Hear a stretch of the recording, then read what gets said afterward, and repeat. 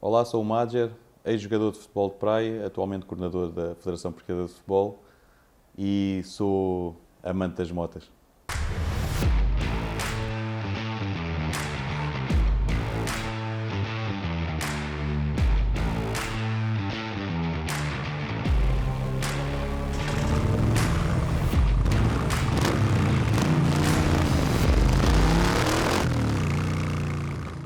Ora, sejam muito bem-vindos a mais um episódio do Deixa Rolar. Hoje temos connosco um dos melhores jogadores, o melhor jogador de futebol de praia de sempre, o Madger. Madger, obrigado por estares aqui connosco Obrigado, eu.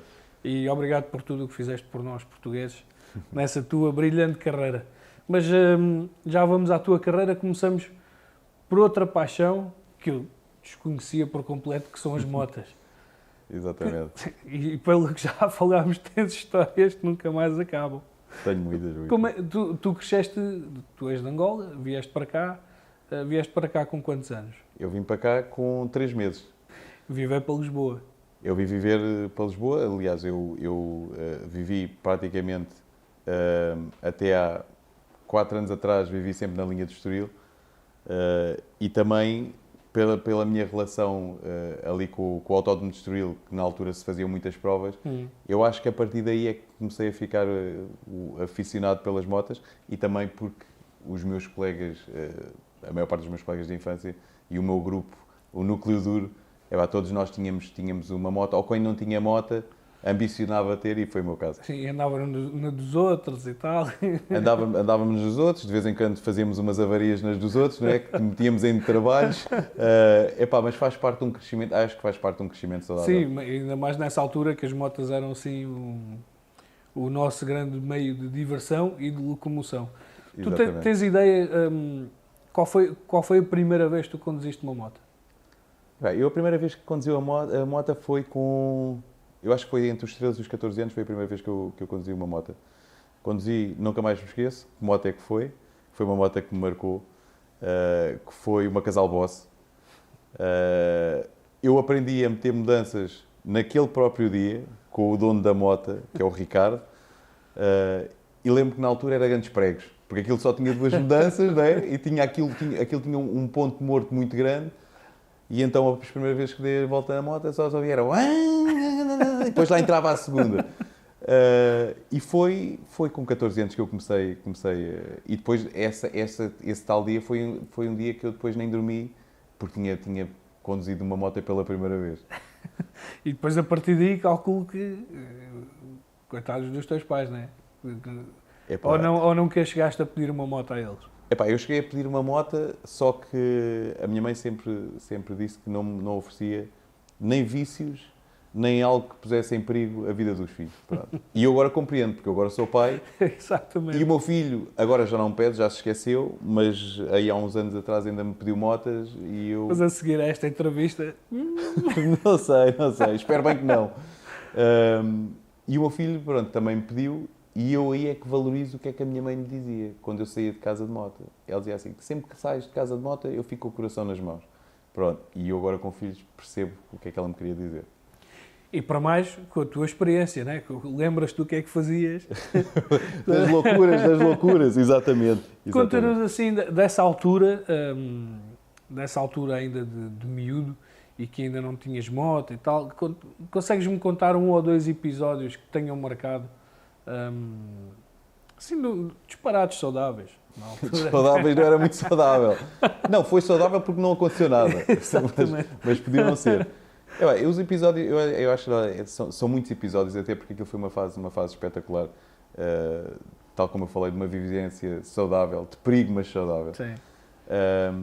E as histórias que eu tenho, por exemplo, as primeiras voltas, os primeiros passeios que nós fazíamos era o Cabo da Roca, que é o passeio. Sim. Nós ali, todos vivemos ali na linha de Cascais, era sempre aquela volta.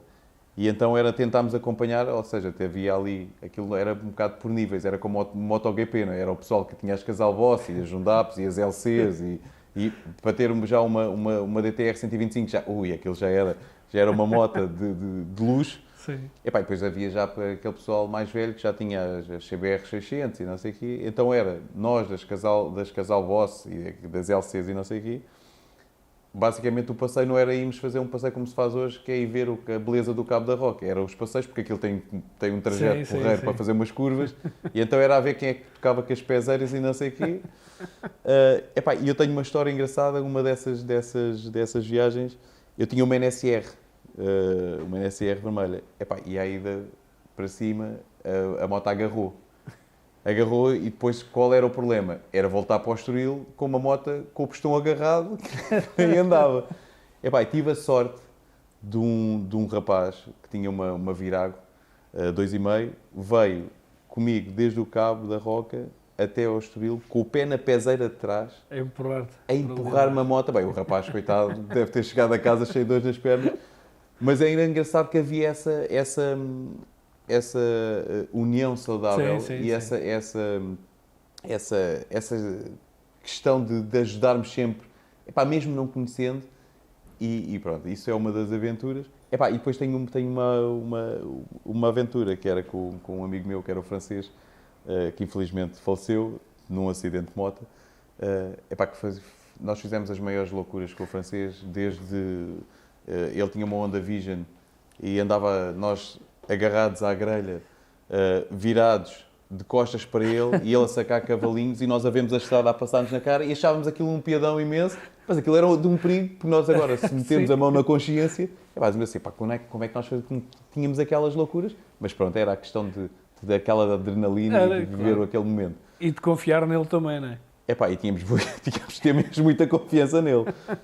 Vocês andavam... Era mais...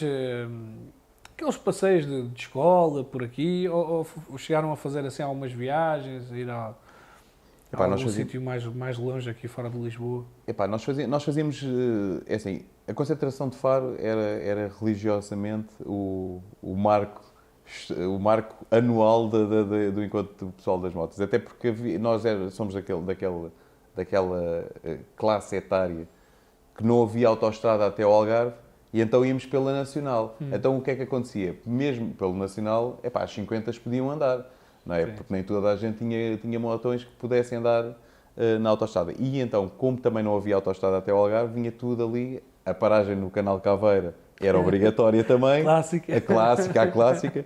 E tínhamos essa que era a deslocação mais longe. Depois, passado uns 2, 3 anos, começamos a ir a Jerez e começamos já a fazer umas aventuras mais longas. Mas a concentração de Faro era aquela, para mim, que mais me marcou, porque era aquela distância em que nós estávamos à espera, terminava e já estávamos ansiosos porque viesse o próximo ano, apesar de nós podíamos agarrar na moto e ir ao Algarve. Sim, mas não era a mesma coisa. Mas era aquele ambiente todo. Era o ambiente, que era diferente. Exatamente. Que motas é que tiveste? Tiveste a NSR, que já falaste nela? Eu tive tantas tiveste a NSR quando tinhas 16 anos? Eu tive a NSR com 16 anos, depois troquei por uma LC, tive uma DTR 125, tive uma Casal Boss também, tive uma moto a pedais, já nem me lembro qual era a marca da moto a pedais, tive uma CBR 600, tive uma XT 600 que tive um grande acidente, tive uma CBR 900 RR, tive uma Dominator, e nessa altura a Dominator foi aquela moto com que me mantive, porque eu depois fui crescendo, não é? E então era a moto que me dava mais conforto em termos de condução. Isso tudo porque já trabalhavas? Isso tudo porque já trabalhava. A NSR compraste com o dinheiro do teu trabalho? Ou... Todas as motas eu comprei com o dinheiro do meu trabalho. Todas as motas. Começaste a trabalhar cedo? Eu comecei a trabalhar cedo. Eu estudava e trabalhava à noite. Trabalhei aqui nos bares aqui em Lisboa. E comecei com este vício das motas. Um dos primeiros objetivos quando se ganhava dinheiro era tentar fazer o upgrade das motas, até porque via os meus amigos de infância todos a fazerem upgrades. E não gostava de andar ali de Casal Boss e eles a passarem por mim à série e tu a queres acompanhar. Mas eu tenho que ter um motor mais potente. E então esse upgrade foi com o meu trabalho, fui fazendo upgrade, depois vendia umas motas, depois quitávamos as motas, que havia também essa questão de pormos as motas tipo a andar mais do que elas supostamente deveriam andar. E depois fui fazendo o tal upgrade. com o meu trabalho. Sim, claro. sim. Eras presença habitual aí na 24 de Julho e nesses encontros da malta aqui em Lisboa, ou nem por isso? Epá, Ou fugias um bocado disso? é assim, eu era presença habitual, principalmente quando havia quando começou a haver as concentrações à frente ali em Belém, à frente do Mosteiro dos Jerónimos e Sim, tudo. sim. Comecei a ser, até porque era um trajeto sempre, nós aqui, eu costumo dizer que Portugal é fantástico, temos um país fantástico, e mesmo para quem gosta de andar de moto e usufruir da paisagem, só o simples facto de fazermos uma marginal quase toda junto ao mar é É espetacular. verdade. E então eu tinha esse privilégio, como morava junto ao mar, muitas das vezes agarrávamos nas motas, fazíamos a marginal toda e fazíamos a concentração ali de Belém, coisa que agora se vê muito. Eu, por exemplo, costumo ir ali às vezes com os putos passear, vejo muitas motas de pessoal estrangeiro que faz questão de, para além de usufruir do passeio de moto, temos ali uma vista privilegiada. Exatamente. Entretanto, foste crescendo e há aí um episódio que marca, que envolve as motas e que marca, de certa forma, o início da tua brilhante carreira, que é fantástico. Eu costumo dizer que há males que vêm por bem. Eu na altura tinha uma XT 600, com 17 anos, aquelas coisas do teenager inconsciente, como se costuma dizer, sem carta, e tive um acidente muito grave em São João do Estoril, que me privou do desporto, ou seja, já tinha feito a formação entre o Estoril Atlético Clube e o Estoril Praia. E depois apanha-me ali uma fase transitória que é muito importante, que é o salto de júnior para sénior. E eu tive esse acidente, levei 80 pontos numa perna, foi o escafoide, que é logo o primeiro ossinho que o pessoal que anda de moto parte, que é logo parte do pulso, fica aqui meio limitado. Foi a coluna que tive aqui alguns problemas. Tive 2 anos para recuperar desse acidente, e depois 2 anos é muito tempo parado para quem anda no desporto e principalmente para quem anda no futebol. Perdi muita coisa e então depois, mais tarde, tenho um convite para entrar no futebol de praia, mas isto tudo acontece realmente porque eu tenho um acidente de moto e tenho este período de interregno de carreira desportiva, mas pronto, acaba por ser, as motas vieram-me dar uma nova carreira. Exatamente. E depois como é que foi, a partir daí, como é que ficou a tua relação com as motas? É assim, eu acho que quem tem a paixão pelas motas, não é? E tu também sabes o que é isto, nós nunca perdemos, nós não conseguimos perder, conseguimos ser mais conscientes e colocar mais de lado esse perigo, até porque eu menciono muito os meus filhos, porque é uma realidade. Eu não imagino os meus filhos a terem... Aliás, nós não imaginamos os nossos filhos a terem um acidente e a sofrerem e tudo. Sim, não é? claro. É a última coisa que temos dos nossos filhos e nós sabemos que as motas, e tal como falávamos em off, por vezes o problema não somos nós, são os outros. E a minha mãe sempre há frases que a minha mãe sempre frisou, uma delas é também que nas motas o para-choques somos nós, praticamente. Sim. E então, tendo em conta isto, não é?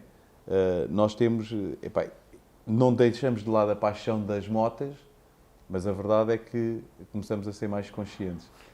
E eu não deixei de ter a paixão das motas, até há pouco tempo atrás ainda tive uma MP3, até porque agora tenho que me deslocar muito mais para ir para a cidade do futebol, e a moto dava-me imenso jeito, mas depois apanhei outro susto, e aí o que é que eu pensei? Vou colocar por agora, porque a minha mulher também me disse, foi a melhor coisa que fizeste, foi vender a moto, porque andávamos sempre aqui todos com medo, quando tu saías e tudo.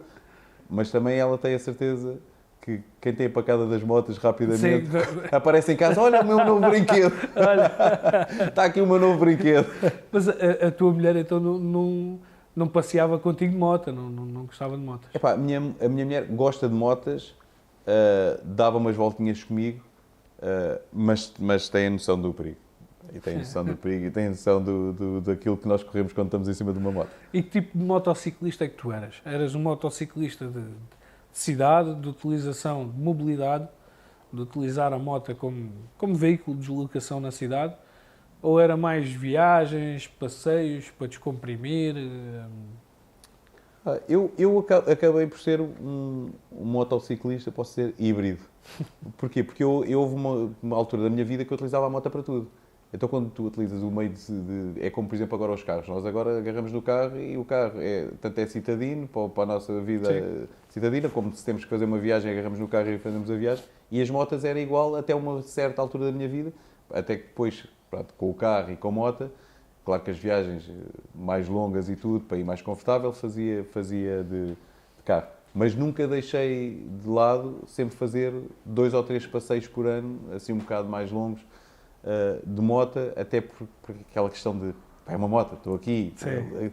Eu acho que só quem anda de moto e quem é aficionado das motas é que sabe o sabor que é bom de andarmos ali a levar com o vento na cara, às vezes quando abrimos a viseira, não é? Sim.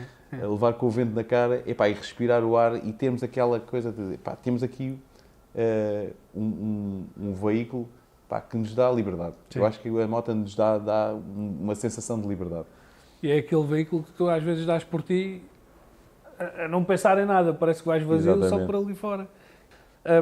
Gostavas de comprar uma moto de estilo diferente para que te permitisse fazer algumas viagens assim mais compridas, agora com a tua mulher, que já são mais maduros, mais calmos, não é? Assim umas viagens, ou não és muito de viajar de moto?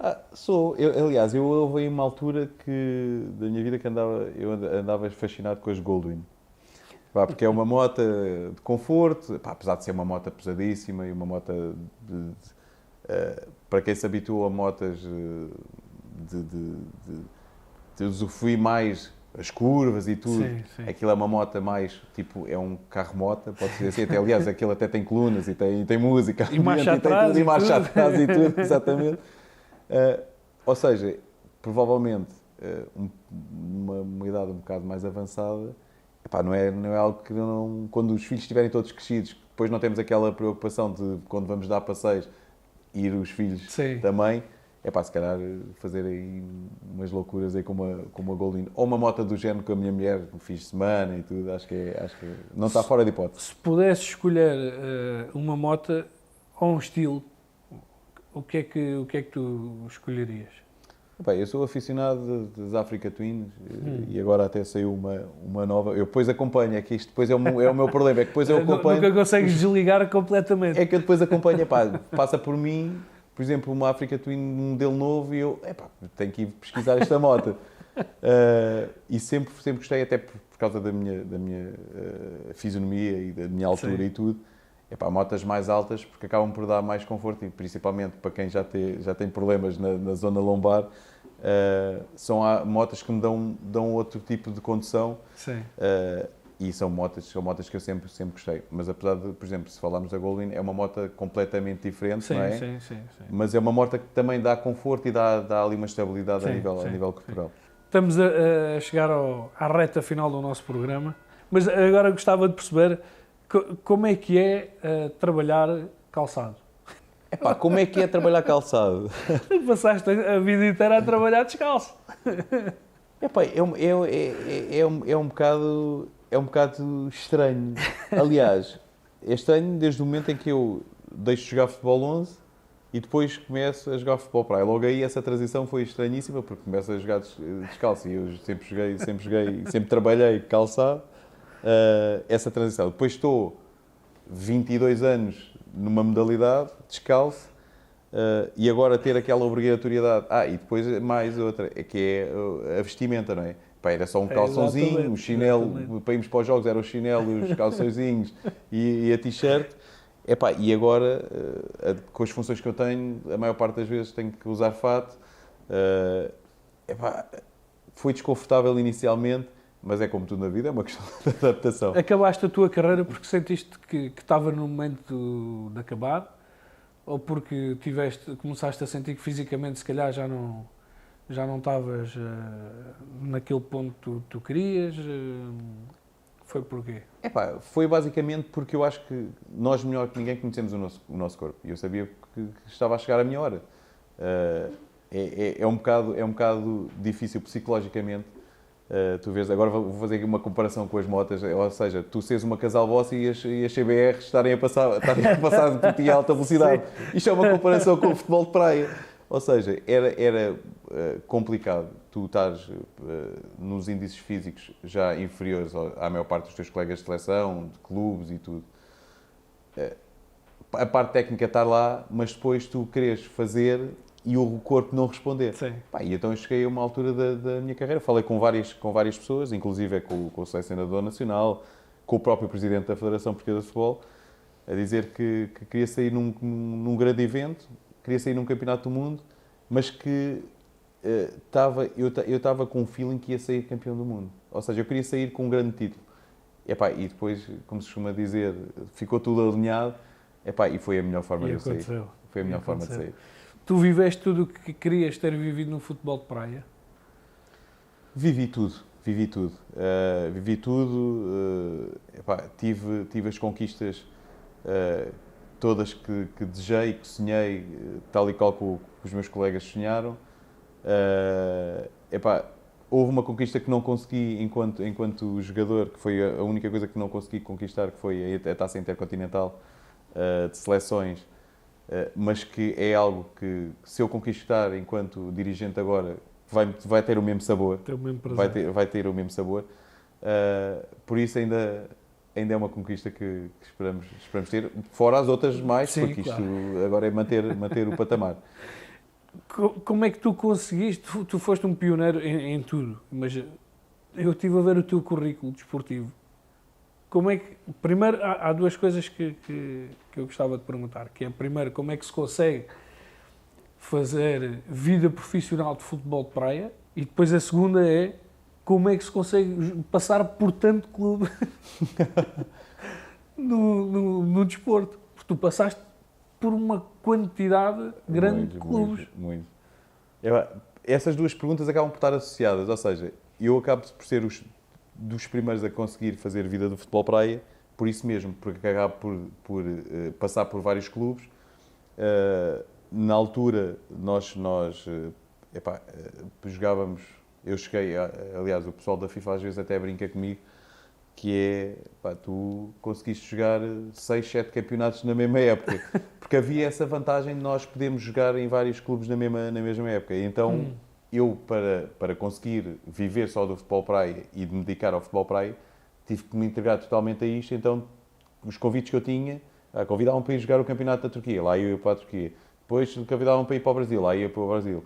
Então, acabei por conseguir criar e conciliar tudo, mas nunca deixando o futebol praia, porque eu podia ter um trabalho paralelo, sim, como foi inicialmente. Eu inicialmente, quando comecei no futebol praia, tinha um trabalho paralelo, e tinha o futebol praia porque não sabia o que é que esta modalidade ia dar.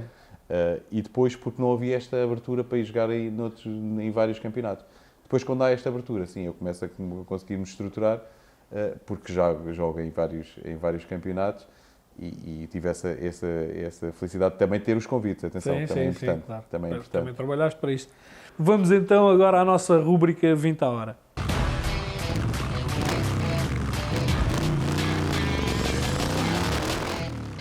A rúbrica 20 à hora são basicamente 20 perguntas de resposta muito direta e começo já pela primeira. Capacete aberto ou fechado? Fechado. Equipamento imprescindível? Capacete. Estilo de moto? Todo o terreno. Com ou sem pendura? Com pendura. Numa palavra, o que mais gosto nas motos é?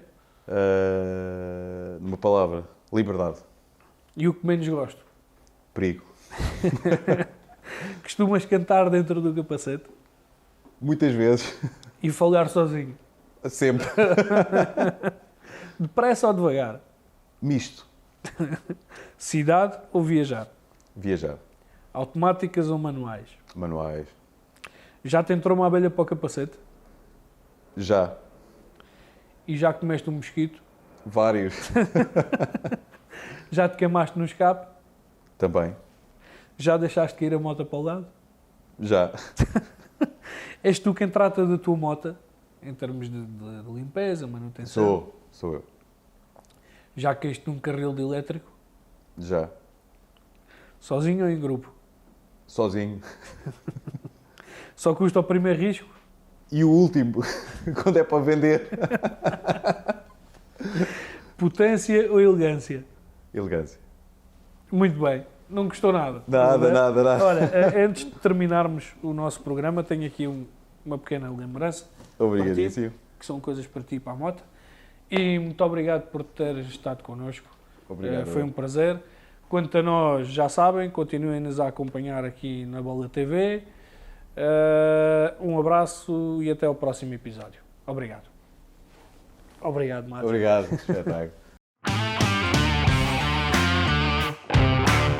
Olá, bem-vindos às Dicas de Segurança ACM. Hoje quero abordar aqui alguns perigos que existem quando circulamos com pendura. Não se esqueçam que o pendura tem um papel preponderante na minha condução. O pendura tem que encostar ao meu corpo e ser um só. A mota, o condutor e o pendura ser um corpo só. Quanto mais houver espaço entre o pendura e o condutor, mais risco corremos, mais turbulência existe entre os dois corpos. Portanto, o objetivo é encostar o corpo um do outro e os movimentos que o condutor dá para a esquerda ou para a direita, o pendura acompanha. Não se esqueçam que a segurança é dos dois. Boas curvas a todos e bons passeios.